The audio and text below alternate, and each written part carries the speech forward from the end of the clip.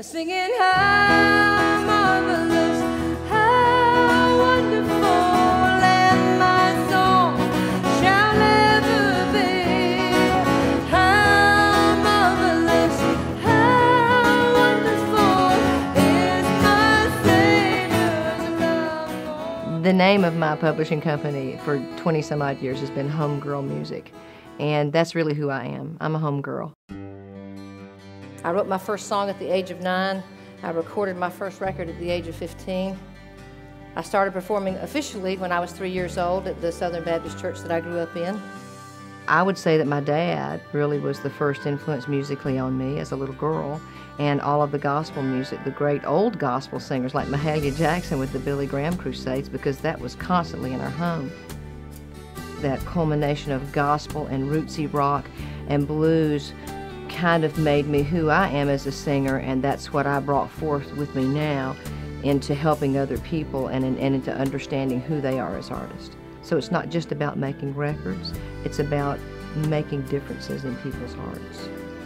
When people ask me about Jan Smith Studios, I always have to tell them, you know, there's a lot of wonderful work that goes on in my name, but this is not really about me, and I never had this plan. I was real busy pursuing my own dreams while God was busy providing all that I needed to do His work when I was ready. One of the fun things for me is I've been able to not only go behind the scenes with a lot of the artists that I work with, certainly Justin Bieber being one of those right now. 86 shows is a whole lot of stuff to have to do on anybody's voice. We're not talking about just you. You really kind of have to be more cautious when you do have downtime. And at the pivotal points in their careers, not only to help prep them for some of the biggest performances of their lives, but also perhaps to have a little bit of bearing on them spiritually and morally in the midst of all the things that they have to choose from. And I've found the same thing is true when I'm able to go into churches and work with worship teams to make them better, to lift them up so that they are able to do better at what they do. Working in the music industry has provided a lot of lessons for me, many of which I'm sure God has had a hand in the irony of, because I tend to learn best that way. But it always amuses me, nonetheless, at how He's weaving me all along. When you meet the God of the universe on the floor in your home, you understand how the rubber meets the road. For me, it was a point of personal desolation and desperation that brought me to the point of relinquishing the control that I thought I had. It took me a few minutes to realize what God was doing with my life, but He was doing something all along.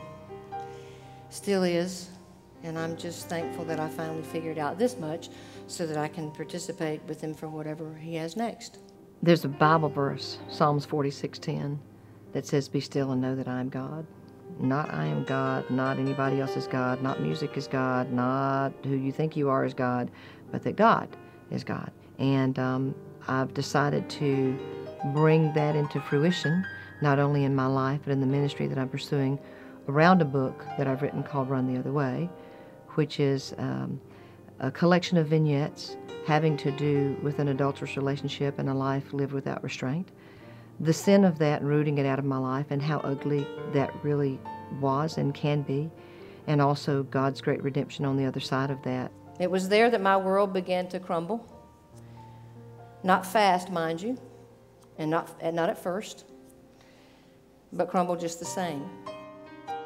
I am able to go into places where other people may not be able to tread, with artists, with women, with men who are committing adultery, etc., because there too I can reach them where they are, or I can meet them where they are, knowing full well that I've been there, and I can say, you know, God can redeem this situation. There's nothing in this situation that's greater than our God.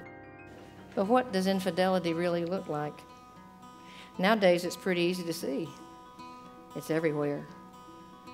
Pornography is a $300 billion business.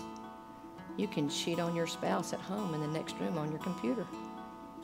It's very, very, very true that as you work towards a certain level of affirmation and that affirmation comes, you have been honed into the person who no longer has to seek that. I really believe that that's the beautiful process of pruning. If I ever had to call up a Bible verse about that in John 15, it has to do with the fruit and the vine, and really understanding that in order to have incredibly beautiful wine grapes, you have to prune that bush back. You've got to really cut that vine down. I would ask you to pray for the ministry of the book that I've written so that it will reach far and help others to heal the broken places in their lives as well. I want my epitaph to read, she came, she made noise, and she left. Because the Bible says make a joyful noise, and I think I've certainly made some noise. You know, in a good way, I hope. In a way that will be remembered in helping other people. But noise nonetheless. I raised my voice up.